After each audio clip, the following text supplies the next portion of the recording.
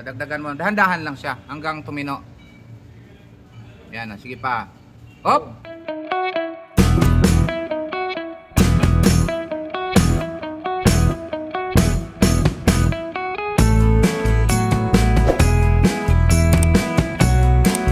Okay, ayan, may kurap pang konti. Anong ginawa mo? Sir, nagdagdag ako ng... So, nagdagdag ka ng... module. Ang ginawa dyan ay nagdagdag ng module o boost converter. So, tinanggal natin yung LC1, LC2, pinagsama at minodified. Naghanap tayo ng saktong voltahe para umuki siya. Pero kulang pa. Dagdagan pa. Kanina, hindi mo talaga mapanooran yan. Dagdagan mo. Dahan-dahan lang siya hanggang tumino. Yan, sige pa. Hop! Ayan na. Parang yun na, nahuli na sakto ah. Huli na sir, sakto. Ang problema ng TV na yan, yung sa video natin, so, nung pinaandar, scrambled yung display. Walang mapapanooran. So, ang ginawa natin, yung LC1, ito yung level shifter, di ba? So, meron niyang dalawang nakakonect. Yan. Ito yung LC1, ito yung LC2. So yung dalawa na yan, may connection yan papunta sa right panel at meron din yung connection papunta doon sa left channel. Left side, right side. Ngayon, ang ginawa natin para, kasi usually ang issue nun is LC1, LC2, low clock. Ang ginawa natin, pinutol.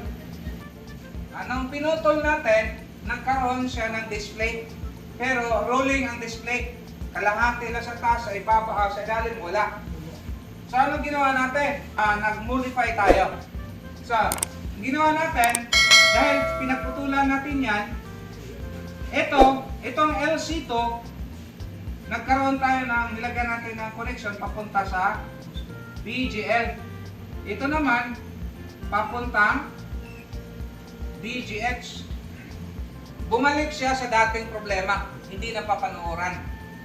So, bar lines na kulay white na walang display, walang character. So, pangalawang ginawa natin, another option, pinagsama natin to. Tapos, ikinunik na natin doon sa DGH. Ganon pa rin ang issue. Wala pa rin nangyayari. Ngayon, meron pa tayong isang ginawa, pinutol yung isa, sila lang ang ginawa ng display, supply, wala pa rin. Lipat tayo sa kabila, pinutol naman natin to, wala pa rin nangyari. Last modification, binalik natin to, binalik yan, tapos naglagay tayo na, ano nilagay natin? Booster or converter, di ba? So, alam ko, ang input yun is 12. Meron tayong 12 volts. Plus, minus, tapos magkakaroon tayo ng out from 12 up to 30 o 35 volts. So, yung positive at yung negative, connect natin yung negative sa ground. Tapos ito, i-connect natin dito. Kinonnect natin dyan. Kinonnect natin dyan. So, nakaset sa pinakamababa na voltahe. So, habang umandar siya na nag-rolling yung display, with flickering, hindi na papanooran, minsan kalahati, 1/4 lang yung display nakikita. So, dinahandahan. So, dinahandahan natin from 12 volts, walang pagbabago, 13 volts, 14 volts, medyo may pagbabago ng konti, hanggang nakarating tayo ng 16 volts. Ilan ang sukat niya? 16 volts. So, ibig sabihin, from VGH natin na 27 volts, down to 16 volts. Tuminaw na siya. So yun yung modification na ginawa natin. Okay? Kahit ikaw ay nag-aral ka pa lang, hindi mo ito makuha kaagad. Diba? Kayo, makuha nyo ba agad to? Hindi, nag-aral pa kayo niyan. Diba? So, huwag kayong mag-alala sa mga nagagalit. Kahit anong gagawin natin dyan, pagka lack pa ang experience mo, hindi mo rin makukuha yan.